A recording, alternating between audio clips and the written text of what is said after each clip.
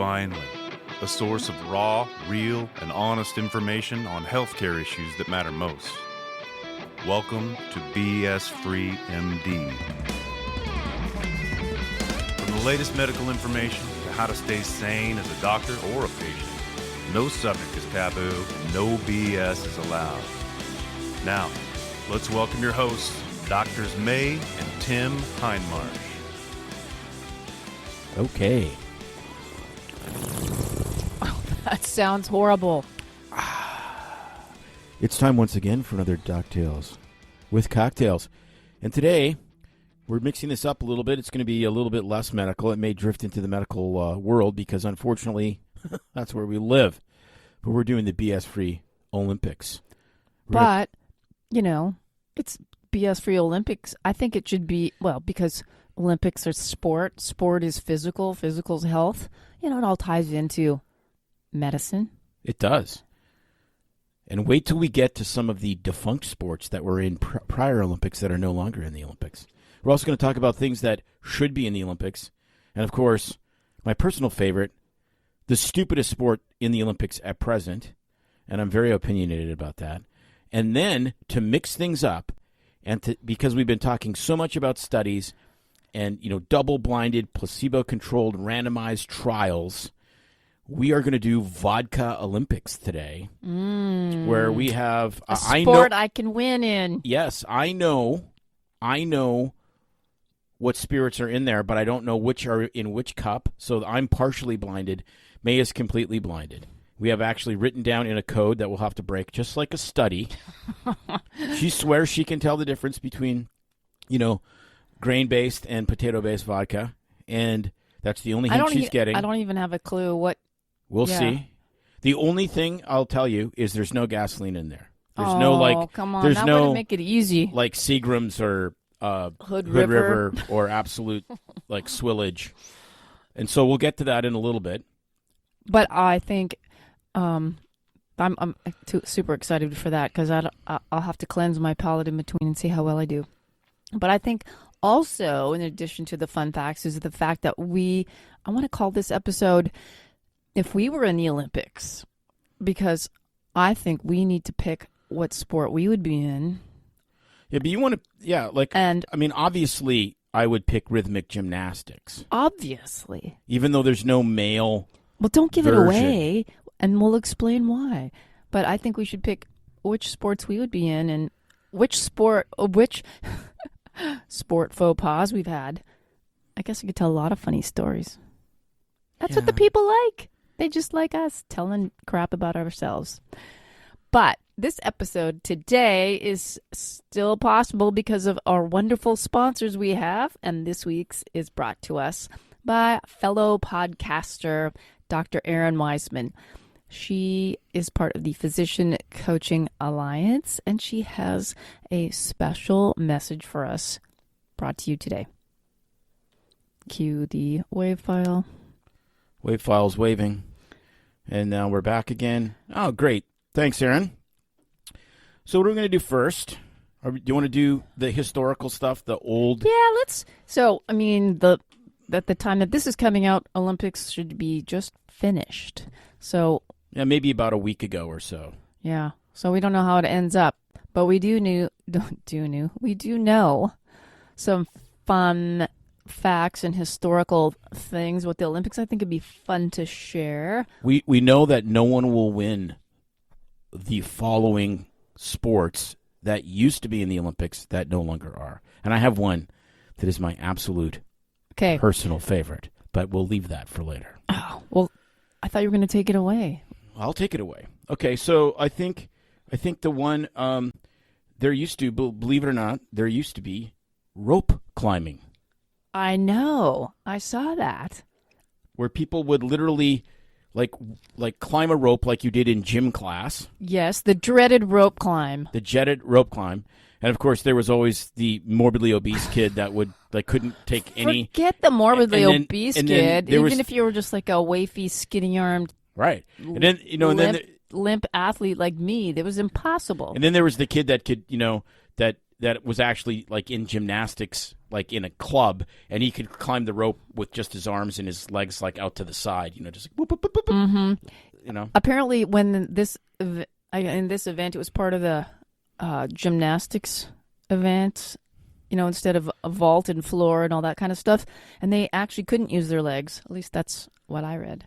Well, then I would. It would make sense, and then maybe it should be back in there because man, people could use some upper body strength. They could, but I think it should be like you have to make it more complex than just climbing a rope. I think it should be body mass to rope speed climb ratio.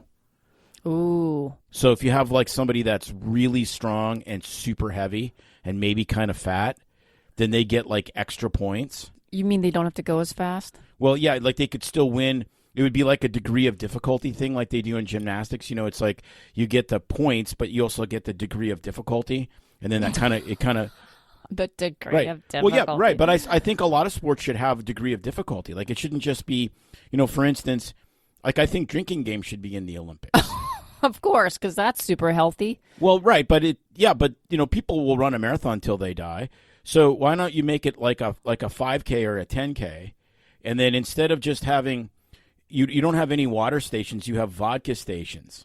And then so how it works is the degree of difficulty is your blood alcohol at the end of the race. Yeah, so so it's a ratio of speed to blood alcohol. You're trying to kill people instead of just but maybe I'm not. Maybe I'm saving their life because their training actually increases their their P450 system and their alcohol dehydrogenase and all the rest of this, and maybe it actually saves them. I actually met a guy and who knows, right? Like they have that event. It's called what is it? Beer Dash or something? Oh yeah, they have those. But you can't do beer because running with beer is just. I mean, maybe you can. It makes it even harder because it just it shakes around and you get all like carbonated, and then you want to blow up. It's like a geyser. Like they have those stupid beer has vitamins. Yeah. Yeah, they have all those beer runs where you run like 2 miles, you drink a beer, you run another couple of miles. I mean, like honestly, I've drank beer once before a race, and it was just like horrific. It was horrific. Okay, so this is totally a BS episode because we're not endorsing anybody. No, I'm not endorsing anything. Beverages. I'm throwing out ideas for new events that may be more attractive to the general population. Oh, I thought we were doing the history. Well, we're doing history. There used to be croquet. I know. Croquette or croquet. I think it had another name as well. Well, there's croquet and roque, which I don't know. Yes. Roque is similar to croquet. Yes. And now it's gone, as well as polo. Very similar, only played on horses, right? Right.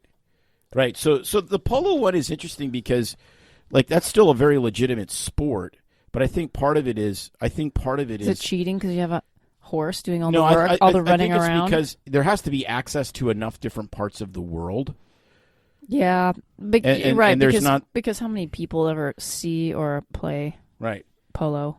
Along with cricket, which doesn't exist. Well, cricket was in the Olympics before it was taken out, and I don't understand why. That actually doesn't make any sense.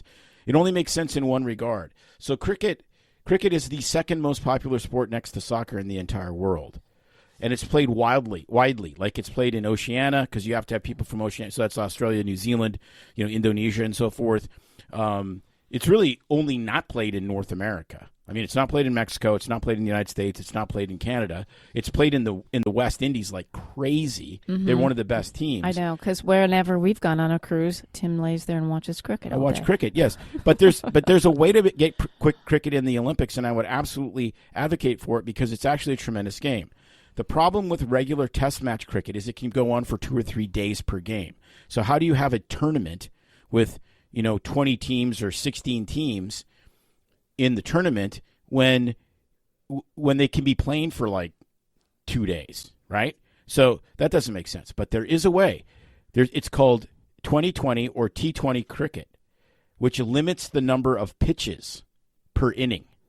So instead of having to get somebody out, because these guys will be up to bat and score 110 runs, you only get to bowl, which is the term, pitch the ball 6 times, or 6 times as an over. You get 6 overs, so you get like 36 pitches, and then the next team comes up to bat. So the games are like 2.5, 3 hours. They're like a regular baseball game. And it's super exciting because you can be really close, and you can be running out of overs, but you might have your best guy up there that in a test match that is 2 days long could score 100 runs. It's awesome. Anyways, I'm You lost me. All I heard was bowling, and then I'm like, bowling? Has that ever been in the Olympics? No, but something. It was a test. It's never been an official sport. It's been what do they call that? A demonstration sport. Never in. There was one called Lacan or Lacane, where instead of fencing, they beat the hell out of each other with sticks. I love that. Maybe they should have like Nerf boxing. Remember when we had to do that? Didn't we have to do that for some marriage group thing? No. We had to put the Nerf gloves on and beat the crap out of each other with those things. I think you. No, it just turned into domestic violence. So did you know? Maybe you found this in the history of the Olympic sports that they used to have live pigeon shooting. Yes. It was in the Paris Games, and instead of clay pigeons, they used live pigeons to compete with. I guess there was like 300 birds like blown up. That would be so disgusting. Can you imagine? Like PETA would absolutely like just shit their pants. Oh my gosh. Because they'd be blasting actual live pigeons. Another favorite of mine that I've totally forgot about that this isn't even in. I didn't know it wasn't in anymore is race walking. So do you remember that? Watching that? Yeah. It's like where they're trying dislocating their hips. hips. Yeah, absolutely. There's two more though that I have to get to that are absolutely amazing and the last one is truly my favorite. They actually had dueling, pistol dueling, but you didn't shoot another live person. You did it like a duel, and then you shot the dummy. There was a dummy there, and like the closest you got to the dummy's harder. So this is like the Wild West. They like dueling. They like right back to back, walk, turn, and shoot. Right, but only Really? one guy at a time, and then you're shooting at a dummy, not at another guy. And that was an Olympic sport. Really? Yeah, but my personal favorite, very important, personal favorite, only in the 1908 games, and then it was gone, was motorboating. I know. Isn't that crazy? They had yachts that they drove like 40 nautical miles, which is amazing that they could even have yachts that could drive that far and fast in 1908. But when I saw that, I said, the Olympics tends to not want motors in it. Mm-hmm. Maybe we could have motorboating in the Olympics as a mixed sport with no motors and no boats. I think this has gone down the E path. Seriously, how popular would that be? Mm-hmm. I don't know how you would score it or what the criteria would be, You but know what? I don't even. No one would care. I'm thinking. No one would care. I'm thinking I'm going to put you in the tug of war games. Can you believe that was in the Olympics? Tug of war. That's awesome. It just gives me dreaded flashbacks to school and all those stupid school activities we had to do, and they always had tug of war. And then you have like some big fat person in front of you. Usually was a guy, but it didn't really matter. And then the other team would like let go, and everybody go flying, and you get squished and injured. Well, if he was big enough, he's supposed to be the anchor. You could have non-mixed doubles motorboating. Oh. You realize motorboating is going to be back through this episode 100% of the time. Okay, but so we're making fun of these things that used to be in the Olympics that are no longer there. What about the new ones from this year? What do you think? So what? I think they're solid. I was surprised. I think they're solid. Totally surprised. I think the Olympic the sports the Olympics has brought in summer and winter in the last several Olympics have actually been spot on, because they are much better reflection of the interests of younger people. So this year surfing came in. Karate came in, which how the heck was karate not in the Olympics when Taekwondo? When you told me that, I was like, isn't it? Hasn't it always been? And then because you think of all the martial arts stuff, and then it was skateboarding, and actually a surprising one, which I think is going to be tremendously entertaining and a great Olympic sport, which is sport climbing. I thought you were going to say surfing.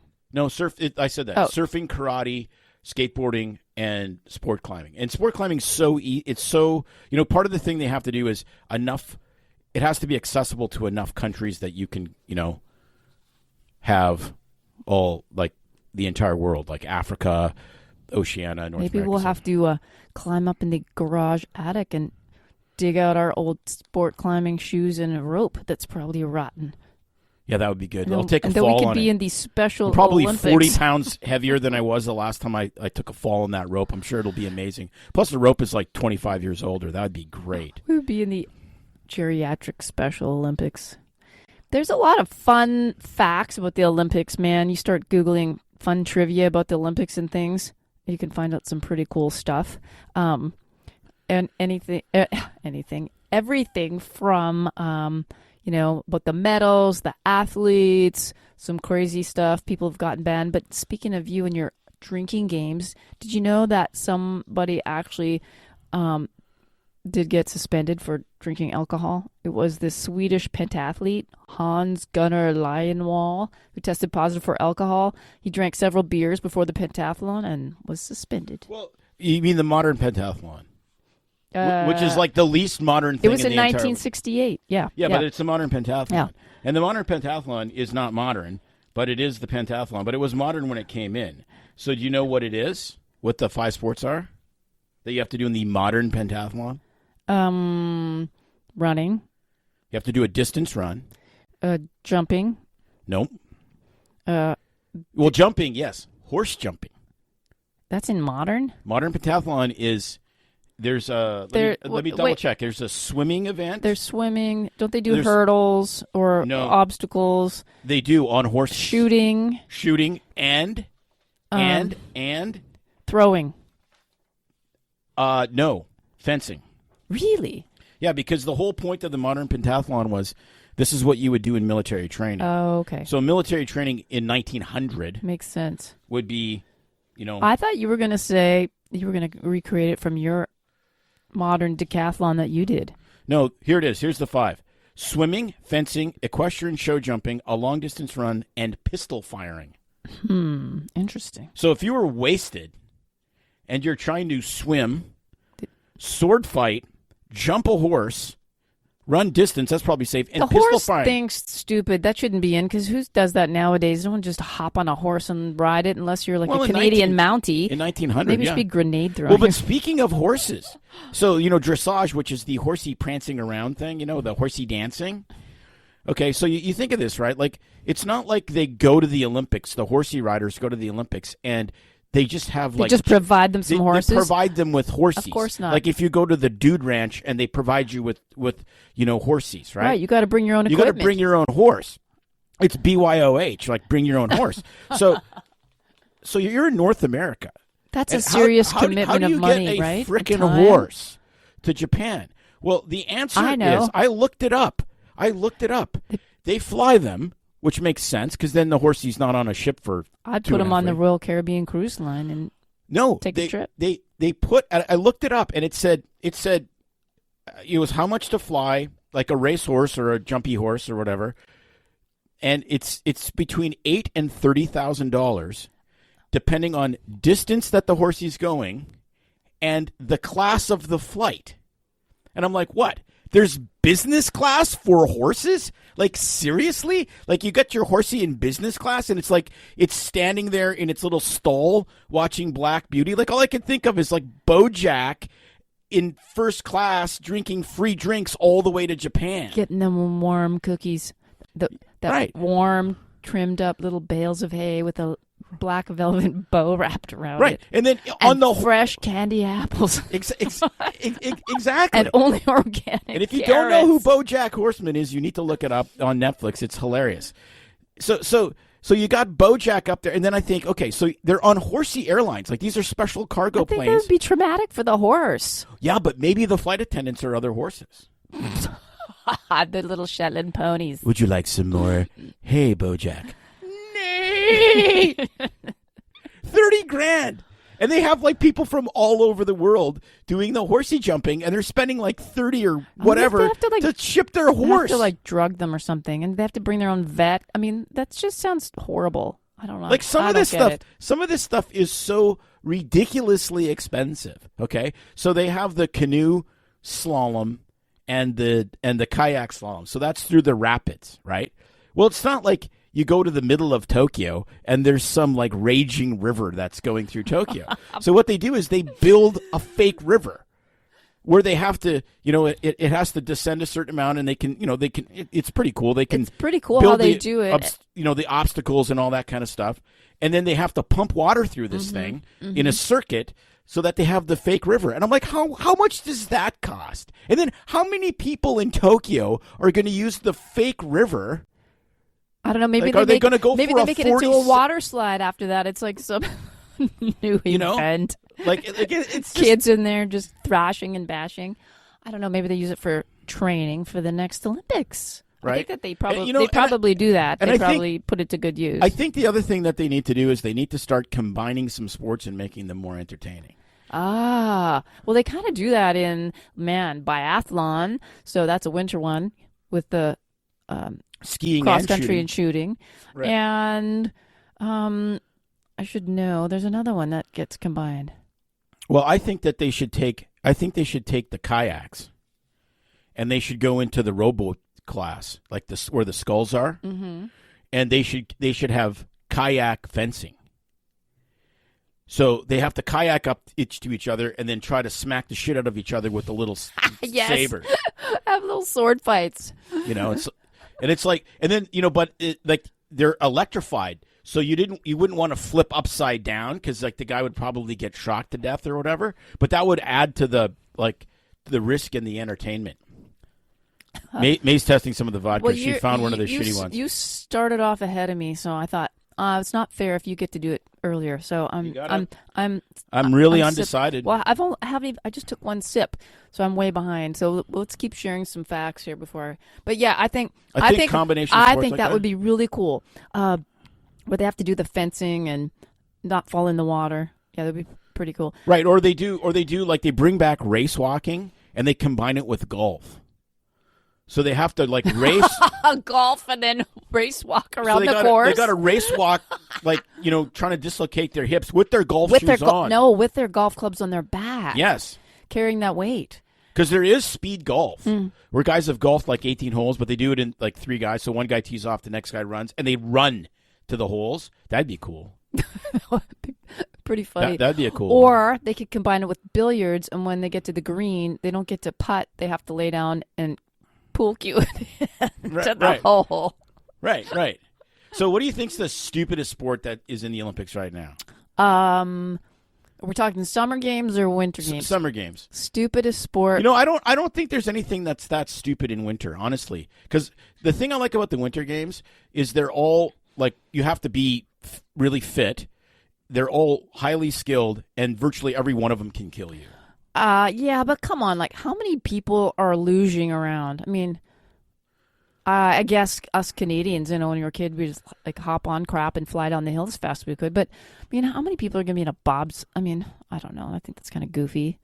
Yeah, but it's still cool because every once in a while they knock someone off, and so it adds a kind of NASCAR race. I think that they're going to go flying off the side of that thing, like when we were doing that. Oh, that's a good story. When we were doing that, I don't even know what to call that ride from hell, when we were on the Royal Caribbean cruise, and we get this wonderful idea to go in a third world country and go on this roller coaster ride from the top of a mountain down to the bottom. So you can go single, or there's enough room for 2 small adults to go in one cart. So what do? We sign up the kids and decide to map it out where Tim is going to go with our daughter and I'm going to go with our son. That was your first mistake. Because it was going to be kind of weight equal that way and by, body size, etc. Well, what happens that morning? Daughter doesn't feel so good when we go to the private beach, and she hangs out on the ship. We go there and it's like, well, we spent money on this ride. We're going to go on it. Dang it. Of course. So we go there watching these people on this thing. I can't remember what it's called. Dragon's Death. Dragon's something. If you ever go on Royal Caribbean to their private island, beware. So what happens is you get in this thing, and Jake and I are, of course, he has to be in the back or he gets control of the brake, and I'm stuck at the front, literally, and all I have to hang on to is this little web of material between my legs. And of course, every corner there's giant nets to catch. Yeah. the So it slowly people that pulls fly you off up of to it. the top on this wooden thing that goes tick tick. And you think you get to see the whole view of the ocean below. Well, then it starts, and you have no control except the speed of gravity, the weight of the people in that thing, and whipping around these corners, where it was the worst thing I've ever experienced in my life. If this is like your son would never luge or he would never bobsled. pump the brakes for 1 No, second. and I was looking and thought I saw the remains of skeletons all along the way down the bottom of the Well, thing. the thing from is, people that flew off the edge of it, the- because all there is these little nets. It's a third world. There's no legal nothing. They don't care about saving you. And I'm yelling at him to like brake, and I could barely hang on. I don't know how I did. Well, I screamed all the way down. It was awful. But the other problem was, if you got like 2 8-year-olds in front of you and they were on the brakes all the time, you could absolutely show waste into them. I thought I was going to die Like it on like that literally. ride. I thought I was going to die. So bobsled's out for me. So back to your question. The stupidest sport in the Olympics now. I would say, gosh, I haven't really thought this through. I think I'm not really fond of some of the shooting ones. I mean, archery's cool. The pistol, I mean, that's not really like a physical sport to me. I mean, you could be you don't have to be in any shape. Well, does it have to be do a that, do you? physical sport though? Well, it's Olympics. It's supposed to be about athletic prowess, isn't it? Yeah, but I mean, golf is not super physical, but it's really hard. I don't and know. Still... There's a lot of people with bad backs, knees, and I got Right. a golf elbow right now going on. You have to walk. No, I think there's a clear winner. I think there's a clear winner in just absolutely the stupidest thing ever to watch in the Olympics, and it's got to be table tennis. How could I not have thought of that? No, We've only been talking about that forever. It's ping pong, and like you watch it. Like I got home late last night, and I turned it on for a while, and I was relaxing before I went to bed, and I was like, "This is absolutely insane." They hold the ball up right like 2 millimeters from their eye, and then they like do this weird I love how they slashy serve it. thing. They stand almost backwards, and then they do this crazy thing. And then they but beat it's the hell so out of it. fast. Right. And then they're talking about it, right? Because it was some guy from Taiwan and a guy from China.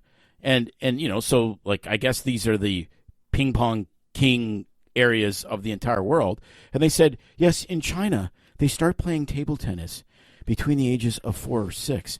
And this guy who was in the gold medal match started late because he started at 6. Because of 6 because he started at 6. So apparently you start playing when you're 4, and then you get scouted, and then you get sent to like a communist, like the commie ping pong camps, and then they cull the herd until they figure out, and then you get to go to the Olympics, and they got to find those people with the best hand-eye coordination while they're young, and I guess hone them in. I guess it must be super popular there. I think in those countries it is super popular. Like it was really impressive to see that girl. She was from Israel, I believe. Is it Israel? I think one of the Middle Eastern countries. I can't remember she was 13 playing against a very mature 30-something lady from China. But it was pretty cool. Seeing this girl, I mean, you got to be fast on your feet, and I would like to watch you play some table tennis. They towel off, like after they score 6 points, they have because they're sweating so much from playing freaking ping pong. I'm like, if ping pong's in the Olympics, then I want pinball, and I want beer pong. Like, if you're gonna have party games, let's have some freaking party games, like shuffleboard, foosball.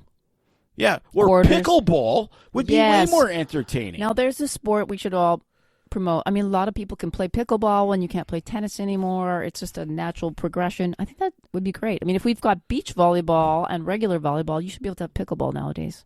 I totally agree. Yes, and I think they should, since surfing's in, they should combine it with skeet shooting. Like they did in that movie. They did that movie Top Secret, right? Where they had combinations surfing and skeet shooting. So you're riding your board and you're shooting at the clays at the same time. Wow, that would be badass. Would that be totally badass? That would be cool. There'd be like absolutely nobody on the beach watching, like zero. That's crazy. So, did you know that there has been some people who have won medals in both the Summer and Winter Olympics? Yes. You knew that? Yes. Who? Well, there was a Canadian that won actually several times. She won in speed skating and cycling. Can't remember her name. Oh, gold medals during the summer. But you're right. She won in speed skating and then track cycling, I think. Yeah, I can't remember.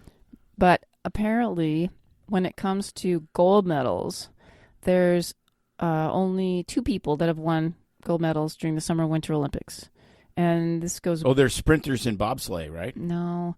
So there's somebody named Eddie Egan, and he did it in boxing in 1920 and then a gold medal in 1932 in team bobsled. And then someone named Gillis Grofstom, who won it in figure skating. But figure skating used to be a summer sport, believe it or not, and then became a winter sport. So it's kind of the same sport. Well, you won it in figure skating and what else? In the summer Olympics and then in the Winter Olympics. Yeah, that's stupid. I mean, that's just like basketball is a winter sport, but they put it in the Summer Olympics. Like, why not put hockey in the Summer Olympics then? Because I know this is old. This is the 20s. That's like when they had standing long jump and standing high jump, where you just stood there and you couldn't run and you jumped as high as you could over a stick. That was fun. I liked doing that in school during those. Well, fitness tests. they had another one that I forgot. That's really awesome, which was diving for distance. Oh, so you stood on the edge of the pool and you dove underwater, and whoever went the furthest before any part of their body crested the surface of the water won. Well, you know who would win that? Synchronized swimmers. That's how we trained. But you can't. There's no stroking. You can't swim. Oh. You just dive and glide. Oh, you dive and glide. I thought you meant you just push off, and because it's not really diving. Nope. Then. That's a crazy thing. And there was a limit. It was like 60 seconds. After 60 seconds, whoever went the furthest won, or whoever went the furthest and they didn't break the surface. I think I remember doing stuff like that when we were kids, like diving in and seeing how far you could go in the pool. Well, there's lots of things we did as kids that aren't in the Olympics, like hopscotch and frickin' tetherball. Tetherball, it's kind of like hammer throw. Can you imagine tetherball with these super yoked, like unbelievably strong guys playing tetherball and just beating the living crap That's out like of dodgeball. Well, dodgeball should legitimately be in the Olympics. Oh, that would be pretty funny. That would be would have to bring back the ultimate dodgeball. What's his name from? Oh, Ben Stiller. What was his name? Oh, I can't remember. If you can dodge a wrench, you can dodge a ball. Like seriously, dodgeball should legitimately be in there. Tetherball would be amazing too. That would be pretty funny. Tetherball. Oh, I used to hate that. That thing whipped in the head all the time in the schoolyard. Oh, did you know that what gold medals are made of? Gold? No. Gold medal is composed mostly, actually, of silver. Yeah. And they gold plate it? They put 6 grams of gold to meet the standard Olympic charter. But yes, they currently make them out of silver. Mm-hmm. Yep. And the medals for the Summer Olympics in Tokyo were made from 80,000 tons of recycled electronics. Well, that's a surprise. Yeah. What else was I going to tell you? That 2 athletes have won gold medals competing for 2 different nations. So Daniel Carroll first won a gold in rugby for Australia in 2008, and then in 20 for the U.S., and then there was a weightlifter who competed for the unified team in the 92 Barcelona games and then became a Greek citizen and competed for Greece. So who's going to be hopscotch around the world? Who's going to be the first person to win an Olympic medal as a male and a female? Oh, that's already happened. That has already happened. So I got to find that and then I will read it. There was back in the during the 1896 Olympics. No, that's not it. I think it was the early 20s. I read this, and now I'll have to see if I can find it while we're talking. There was a sprinter, a black sprinter, who won and was a woman. And at the time of death, they did an autopsy to determine cause of death. It was like this big shock. This previous Olympic athlete was actually a man. Well, that's just called cheating. So, Speaking of cheating, was not trying to be obviously trans. It was cheating, but Speaking maybe they might have lived their life as a woman. I mean, it wasn't like trans people were just invented last week, even though sometimes it feels that way. Right. So speaking of cheating, okay, so the Russians get kicked out of the Olympics and they have like a 3 or 4 Olympic ban or whatever because they literally had a doping facility at Sochi, like a absolute honest to goodness underground transfers of samples, just absolutely nuts. So they get kicked out of the Olympics, but then they just compete under the Russian Olympic Committee. Like, no, I'm sorry. I'm sorry to the athletes. I know. I don't understand. You're living in a dirtbag country that cheated. You either have to defect to like Bulgaria or something and compete, but the team's the same. Like that's absolutely ridiculous. Because basically what it is you can cheat your ass off and really nothing's going to happen. Is what that means. So why wouldn't you just cheat? And still try to it's NASCAR, right? Like you just figure out how to every year they change the rules because the year before everybody figured out how to get around the rules. So they have to keep changing the rules every year because it's motor racing. Right. And that's what this is going to become. It's like they're just going to figure out how to dope better. I mean, there's part of it. It's just like, that one, it's Russian, it's just ridiculous. Yeah, they're always, it's science and technology. They're always looking for ways to dope better. Follow the science! I think there was somebody that tried to actually smoke some marijuana, got caught for doping for real. So there you go. Well, no, they kicked that gal out who was the fastest woman sprinter in the world because she comes to Eugene. And of course, what's smoking marijuana in Eugene? It's called taking a deep breath outside. And was that this year for that the was qualifying? this year in qualifying. Mm-hmm. And then there was Ross Regliati from Canada, who won the first. I think it was the first snowboarding medal. Yes, I remember that. I forget which Olympics that was. It was in the 90s, I believe. And they were going to take his medal away because he tested positive for weed. And he eventually got it back because they're like, well, how is this a performance-enhancing substance? It would be like a performance-reducing substance. But actually, when you think of it, it can be a performance-enhancing substance. If you're less anxious, and you had the right dose of weed. And he tried to say the reason he had it in his system is because it lasts, the inactive metabolites last for, a month or whatever, and he just goes to a lot of parties and it's secondhand smoke. And I'm like, no, it's because you ripped a fat J probably at like a day before that. Like that was the 98 Winter Olympics. Oh, that was the one that was in Japan as well. That was in Sapporo, wasn't it? No, Sapporo was 72. That was at I have to flip through my iPad really fast. Nagano. Yeah, Nagano. Yeah. That was when that was the first Winter Olympics where they had from booze to weed to Stanozol if you're Marion Jones to what did Ben take? Stanozol as well. Honestly, if Stanozol was legal and safe, could you make a better substance in the world for feeling amazing? I mean, it like just. I don't know. I've never tried it, so how am I supposed to comment? If you ever watch any of the documentaries on when those guys were doping in the '88 Olympics, and they were just absolutely shredded. Like it metabolizes all your fat and it just turns it into muscle, like magic pixie dust. As it wastes your liver, your testicles, and your brain. Yeah, but I'd have pea-sized testicles to be that shredded, especially now.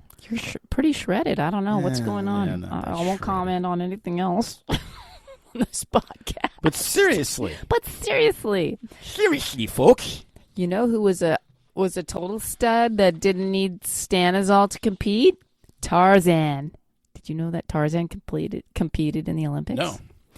Yes, he won 5 gold medals in swimming in the 20s. So Johnny Weissmuller. Yes, that's right. Yes, I remember that. In 12 Tarzan movies. He became an Olympic athlete.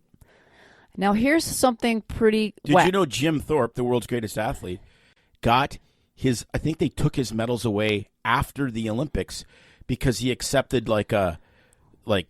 some $10 something or other, and they said he was now a professional athlete, and it was only for amateurs. When they got rid of that amateur rule, that was the best thing ever. Because everyone in the communist bloc were professional athletes, but they're just like, oh, no, they're amateurs. Well, then what is his job? He bricklayer. No, he's not. He's playing hockey 72 hours a week, but he lay brick. Maybe he lays the bricks the other 8 hours a week. I don't know. No, I mean, it was I totally agree. ridiculous. I agree. And now they make big bucks off of that. This is a pretty funny story. I like this. I like funny stuff tied to the Olympics trivia. In 1936, these two Japanese pole vaulters tied for second place. So instead of getting a silver and bronze medal, how did they resolve their differences? They cut the silver medal in half, just like Solomon in the Bible, right? Close, yeah. They actually cut the silver and bronze in half. Oh, and melded them together. And then melded them together. Oh, isn't that and nice? And the two shall become one. I'm a silver medal, and I'm transitioning to bronze. Or maybe I'm a bronze medal. So they didn't split the silver. They glued the metal. They welded them together. I don't know. That's a step down. That would be like a step down. But I guess if you're tied, what do? You're kind of you're a blend. You're a blend. But again, you're a mulatto meddler. If they had degree of difficulty, where like if you were super heavy, and it's like your body mass to your height of pole vaulting. Plus, it adds like all this risk where you could legitimately break the pole, right? You know, I think, and then it's more like real Olympics or like real sports, like because you go to the golf course and there's kids like our son who's really strong and fit, and and then there's like old 80-year-old guys that can hardly move, and I mean I think if it reflects more like what the common man would experience, which gets back to one of your first questions. Which is, what sport would you do if you were in the Olympics? Yeah. Are you asking me? Yeah. Oh, that was my question. I thought you were going to go first. Okay. So, we're talking summer, winter, both. Do we get to go through either? If it's both, it's way easier for me. Yeah, well, you get to do both. We'll cover both. So, if it's Summer Olympics, is this what I could have done or what I would have wanted to do? Does it really matter? Well, I think it should be anything that you could do I think it's within unfair reason? At our age to say, what would you do right now? No. But if we went back in time, what could I have pursued and done well in? Okay. Yeah. So that's pretty easy. I was a official state synchronized swimmer, believe it or not, folks. So synchronized swimming for sure, because I was pretty good at that. And then I would say triathlon would be my other sport because I did compete in triathlon. And if I had to pick a third, like a runner-up in Summer Olympics of what I was doing, let's see. This is tough. I would say, I don't know if I could think of a third one as what I was doing as a kid. Well, if I was... Canoeing. There you go. Canoeing. I did a lot of canoeing. Okay. What would yours be? Well, I can predict what yours would be. Like in actual legitimate sports and stuff that I was reasonably adept at, for sure, it'd be skiing and running, like distance running, marathon running. That's summer sports. Summer. So the marathon running, right? And then in winter would be skiing. Mm. Pick one of the events like moguls or something. I was gonna. You have to pick your top three for summer. And then my third one would be rhythmic gymnastics, obviously. But I would want to. So marathon running, rhythmic gymnastics, and even though there's no men's and ping rhythmic, pong. For sure ping pong, because that's just completely idiotic. And your winter sport now was what? Skiing. Downhill skiing. And what? Probably moguls. And moguls, and then anything else?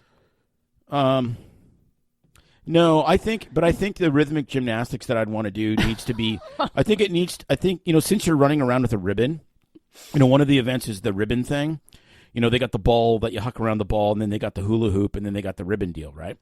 And I think to make it way better and to expand the audience for that. You should have to do the ribbon portion with a cat. Because you're running around twirling a ribbon, and I think you should have to have a trained cat that is running after the ribbon. I say, and jumping and trying to hit the ribbon. Cats are much cheaper to transport on the plane than horses. Yeah, because the cat, they go in their carrier under the seat. Under the seat, absolutely. Let's put them in there. Well, I didn't do my winter sports, but I would have probably a better chance of making the Winter Olympics, and that would have been in curling. Yeah, I'm not patting my own back. Hurry hard! But I was pretty good at that too. So, and my biggest regret from moving away from the home country is that I had to give up curling. But my mom competed twice in the Scott Tournament of Hearts. So Canadian National Championships. And I was on my way, but anyway. So that would have been my sport. Forget the rest of the winter. Okay, now back Does it really matter? Back to the competition. You don't care? Back to the competition that we're actually competing in right now, which we can compete in every single day if we want. It's the Vodka Olympics. The beverage tasting? Okay. Yes. I think I've got it figured out. So this one, so this is really boring for the listeners because they have no clue what's going on, but we have 3 little mini red solo cups. Tim has pretty much drank all of his, I think. And we've been sipping on these. One is horrific. It's either rubbing alcohol or you said you didn't buy anything low level, and you probably wouldn't. I didn't because we have to keep drinking it. I didn't. No, I did not. You have to listen precisely to what I say. I did not buy anything that was gasoline. I might have bought some stuff that was kind of middle shelf, but nothing that was bottom. Middle shelf is this one right here. Should I read the number? 3. Okay. What is it? Oh, you're not looking? Not yet. Okay, what do you think? Okay. You haven't looked at yours yet. I think. Which one do you not like the most? Pick quickly. This one. This one is what? 1. Oh, really? Okay. Yeah. So wait, let's rank them. So number 1 you don't like? Correct. And number 3 I hate. Okay. Okay. So my next runner-up is 1. So that's my second option. I think I know what it is. So your gold medalist is? As my number 2. And what's yours? He has to take another sip. Is 3. Oh, 3. That is horrific. Okay. So I think number 3 is the cheap crap. Number 3 is the one that you order the most. It's Monopoloa, and it is potato vodka. So you're busted. You don't know jack about whether it's potato or grain. Wow. What did you put? You must have put something in my cup. I did not put anything in your cup. I don't like it. Number 1, I think, is corn. And do you like it? Yes, I think it's probably Tito's. It's the cheapest. It's Sky. Interesting. American vodka. And so number 2 was my first choice for tonight. Kettle. Wow. The lady actually picks the top shelf stuff. What? So what did you pick as your first one? Mono. You picked mono, hey? Yep. Yeah, I didn't like it today. And then kettle. I don't know why. And it was probably because of what we ate for dinner wasn't going well with my palate, but yeah. It's warm. But Monopolo is a middle shelf, but it's about the least expensive, true, honest to goodness potato vodka that you can get. That's not really expensive or total gasoline. I mean, I think actually Russian Standard is actually pretty good. It's in that same kind of shelf, but it's hard to find. It's really easy to find in Canada for whatever reason, because they're all commies, I guess. But whatever. So. Wow. Yeah, you picked the kettle. Yeah, it was between 2 and 3 for me. Was really hard, kettle and mono, which is really interesting. I'm blown away. Actually, that was tough because we never buy Sky, or you buy kettle occasionally. Yeah, but you don't want it because it's wheat. No, I picked. I can't even remember. Yeah, I guess I did. Wow. And I hardly drank any of it, and I can't even remember because it's like a hot box in this studio of ours today. Studio is very hot. It's very hot outside today, and it is literally like a hot box in here, minus the drugs associated with a true hot box, which, my goodness, that would not be good. We hope that you all stay cool, my friends, and have enjoyed your summer. We have some other great episodes coming your way. We want to thank our sponsor of this week, which is our co-podcast networker, Dr. Erin Wiseman. And just to remind you to check out her link at Physician Coaching Alliance. We encourage you to go to the drpodcastnetwork.com/Physician Coaching Alliance. All right. That's the end of this episode. We'll see you guys next time. It's no secret that medicine is a bit, uptight. That's why Tim and I created BS Free MD, to mix things up a little and have fun in the process. Besides, we are having these exact same discussions all the time, so we thought we might as well invite everyone to the party. If you really like us, you can get plenty more, and maybe see one of Tim's cool tattoos on our Instagram or Facebook pages at BS Free MD. See you next time.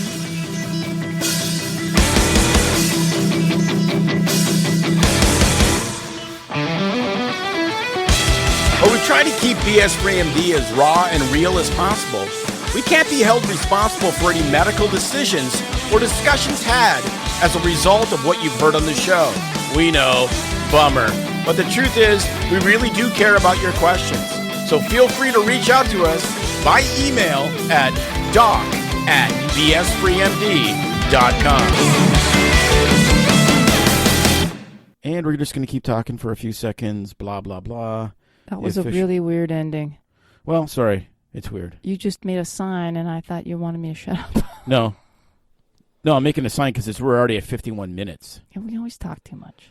Yeah, but I don't know. I think it was pretty good. It's funny. I think rhythmic gymnastics with cats is a complete no-brainer again. Like, it's an absolute no-brainer. I can't believe you didn't get anything I really, really loved.